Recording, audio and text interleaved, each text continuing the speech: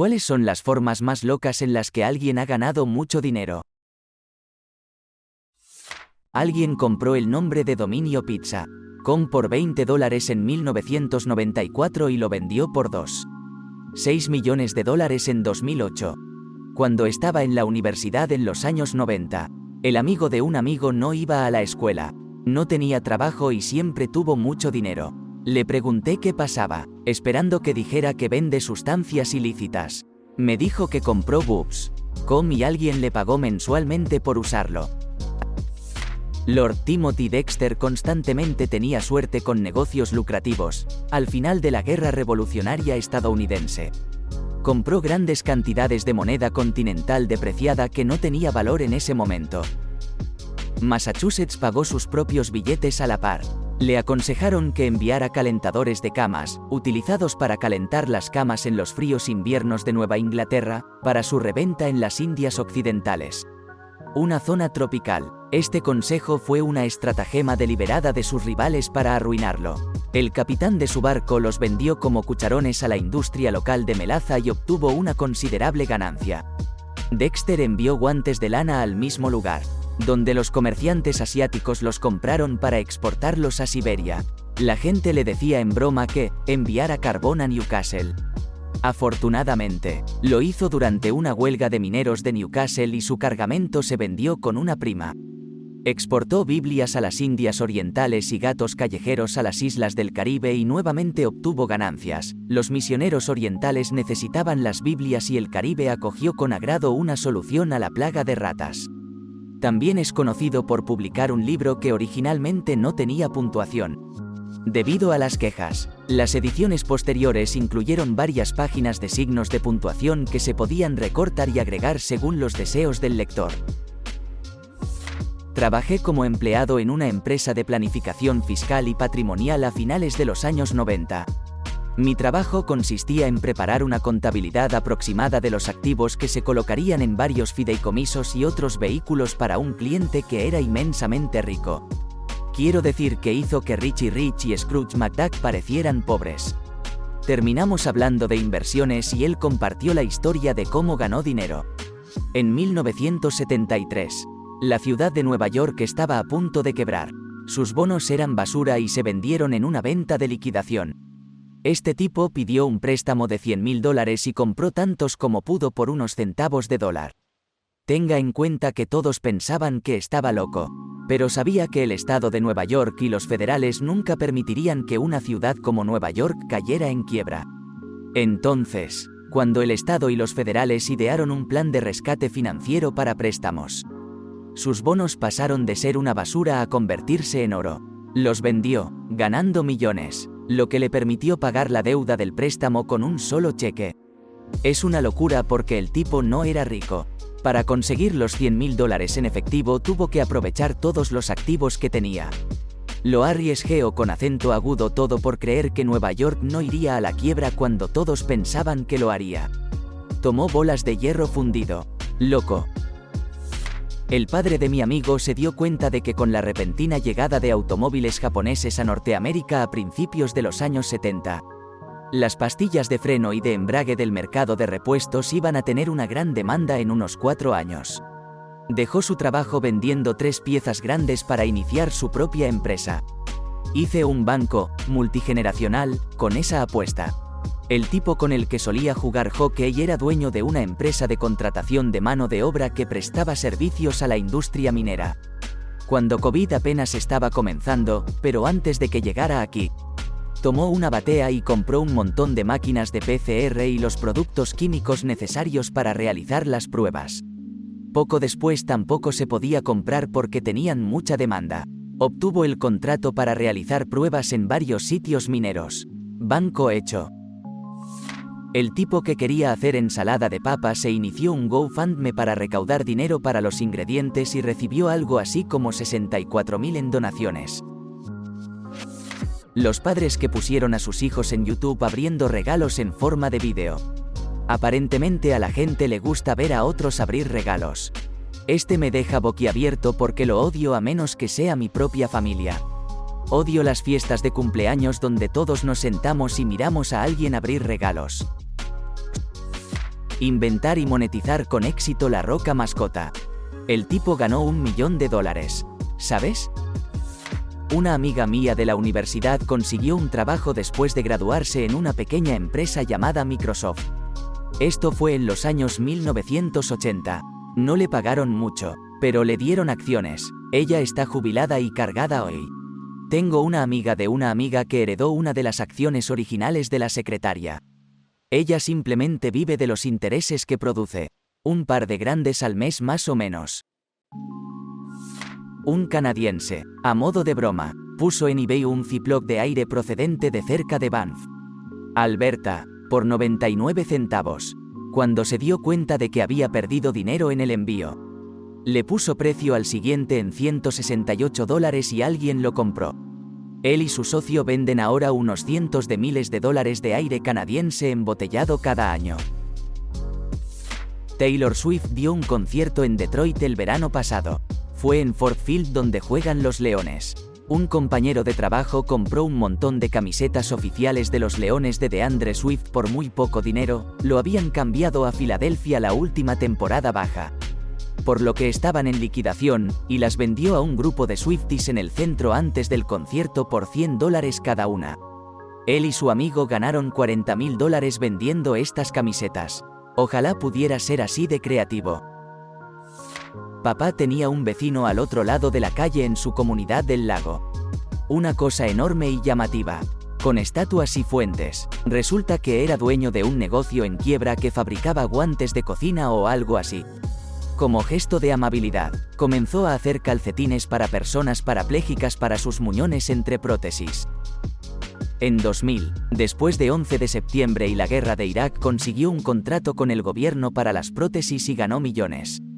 Se emborrachó terriblemente y tenía dispositivos de arranque por aliento en todos sus autos elegantes. Un chico que vivía en mi ciudad tenía una pequeña tienda de surf donde vendía tablas. Contrataba reparaciones y vendía accesorios y camisetas estampadas.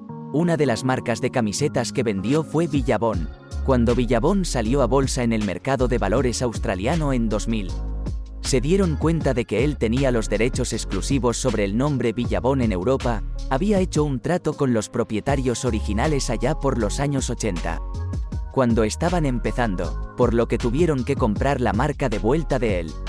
Al día siguiente se presentó en su tienda de surf en un Lamborghini Diablo. Siempre pienso en el artista David Choe que pintó un mural en la sede de Facebook.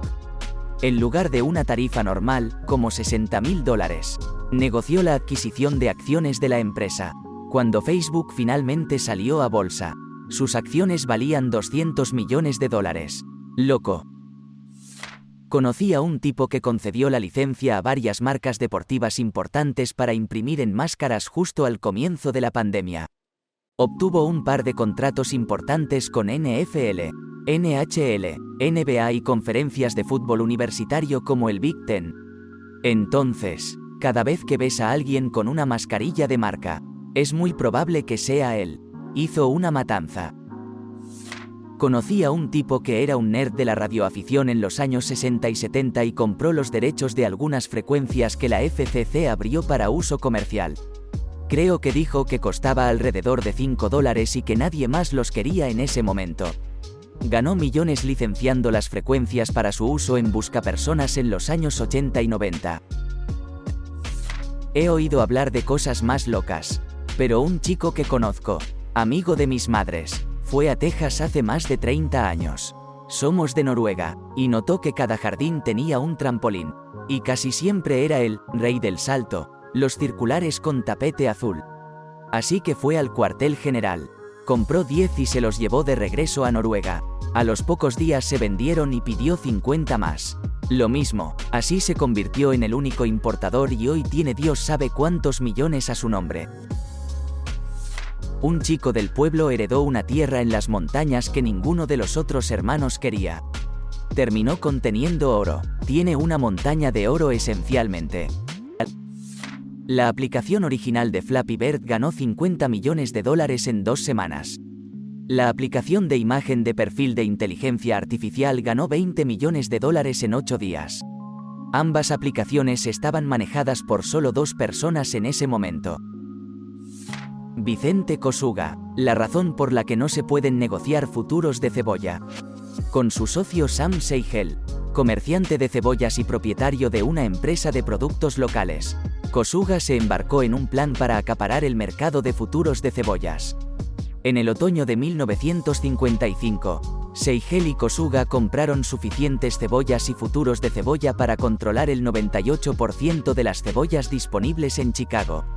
Se enviaron millones de libras de cebollas a Chicago para cubrir sus compras. A finales de 1955, habían almacenado 14 millones de kilogramos de cebollas en Chicago. Pronto cambiaron de rumbo y convencieron a los productores de cebollas para que comenzaran a comprar su inventario, amenazando con inundar el mercado con cebollas si no lo hacían. Seigel y Kosuga dijeron a los productores que mantendrían el resto de su inventario para sostener el precio de las cebollas. Cuando los productores comenzaron a comprar cebollas, Seigel y Kosuga compraron posiciones cortas en una gran cantidad de contratos de cebolla. También hicieron arreglos para reacondicionar sus reservas de cebollas porque habían comenzado a echarse a perder. Los enviaron fuera de Chicago para limpiarlos y luego reempaquetarlos y enviarlos de regreso a Chicago. Los nuevos envíos de cebollas hicieron que muchos comerciantes de futuros pensaran que había un exceso de cebollas y hicieron bajar aún más los precios de las cebollas en Chicago. Al final de la temporada de la cebolla en marzo de 1956, Seigel y Kosuga habían inundado los mercados con sus cebollas y habían reducido el precio de 23 kilogramos de cebollas a 10 centavos la bolsa. En agosto de 1955, la misma cantidad de cebollas tenía un precio de $2.75 la bolsa. Se enviaron tantas cebollas a Chicago para bajar los precios que hubo escasez de cebollas en otras partes de Estados Unidos. Seigel y Kosuga ganaron millones de dólares con la transacción gracias a su posición corta en futuros de cebolla. En un momento dado, 23 kilogramos de cebollas se vendían en Chicago por menos que las bolsas que las contenían. Esto llevó a muchos productores de cebolla a la quiebra. Se produjo una protesta pública entre los agricultores de cebollas que se quedaron con grandes cantidades de inventario sin valor. Muchos de los agricultores tuvieron que pagar para deshacerse de las grandes cantidades de cebollas que habían comprado y cultivado. Corredor de rocas. No se llamó así, pero es lo que hizo. Comenzó como albañil y luego vendió su empresa de albañilería porque decía que era un dolor de cabeza y empezó a trabajar con arquitectos y constructores de proyectos muy grandes. Aparentemente es extremadamente difícil y costoso obtener suficiente piedra que luzca igual una vez que el proyecto alcanza cierto tamaño. Mi esposa es de una pequeña nación insular. Su abuelo era muy pobre y no sabía leer ni escribir y encontró una bicicleta vieja rota. Se arregló la bicicleta. La bicicleta usada fue a los mayoristas de frutas y se ofreció a eliminar todos los residuos, daños y existencias sin usar sin costo alguno para ellos. Cortó la fruta hasta las partes comestibles decentes. Consiguió que su novia la vendiera a los turistas en la playa. Luego reclutó a otras personas en las que confiaba para hacerlo y su novia corrió y organizó el montaje. El resto lo convirtió en una botella de aguardiente y consiguió que sus hermanos lo vendieran todo. Todas las ganancias las ahorró y compró un terreno que nadie quería porque estaba inutilizable, lleno de piedras, y luego la gente había arrojado cosas allí también cerca de un lugar de producción de caña de azúcar. Removió la tierra a mano, piedra a piedra, arregló la tierra, construyó casas con sus hermanos. Alquilaron las casas y el resto de la tierra tenía una excelente vista hacia los campos de caña de azúcar. Hizo este tipo de cosas y acumuló un nivel de riqueza decente. En ese momento tenía una casa en la playa, aparcamientos propios, salones de belleza e incluso un centro comercial. Al gran exportador local de caña de azúcar no le agradaba porque quería expandir sus operaciones. Pero eso significaría ir a la tierra que tenía rocas. Como era su movimiento decisivo, no venderá tampoco la mayor parte de su tierra. Los inquilinos eran viejos y habían construido una buena relación y él nunca aumentó el alquiler a lo largo de los años. Además, no le agradaba porque usted era hecho por sí mismo y trataron de arruinarlo informándolo a la policía. Al recaudador de impuestos, empeoró hasta el punto de que tenía problemas para dormir y eso le carcomía ser un hombre decente. Trataba bien a todos los que trabajaban para él y no entendía el odio. Todavía vivía humildemente y los fines de semana iba en bicicleta de su casa a su casa en la playa. Observó que el camino de entrada de los productores de caña de azúcar había sido recuperado completamente nuevo y parejo. Excepto un pequeño trozo entre el lugar y la carretera principal. Supuso que si la plantación de azúcar se lo debía, lo habrían incluido en la recuperación hasta la carretera. Fue al consejo, descubrió quién era el propietario del terreno y lo compró por una pequeña fortuna. La siguiente vez que el hombre de la plantación lo intimidó, anunció que era dueño del terreno y que cobraría una tarifa de tránsito por cada tonelada de productos que pasaran por su tierra ahora de su propiedad hasta la carretera, que lo convirtió en el tercer hombre más rico de la isla. Aparentemente había un error en un automóvil que reproducía automáticamente la primera canción en el iPhone cuando se conectaba. La gente estaba molesta por esto y un tipo vendió una pista de un par de horas de silencio con un nombre como A por 99 céntimos. En iTunes, mucha gente compró la pista porque era fácil de arreglar. Había un estafador, Victor Lustig, allá por la década de 1920, famoso por vender la Torre Eiffel un par de veces, pero tuvo otra estafa en la que vendía una caja mágica que generaba dinero.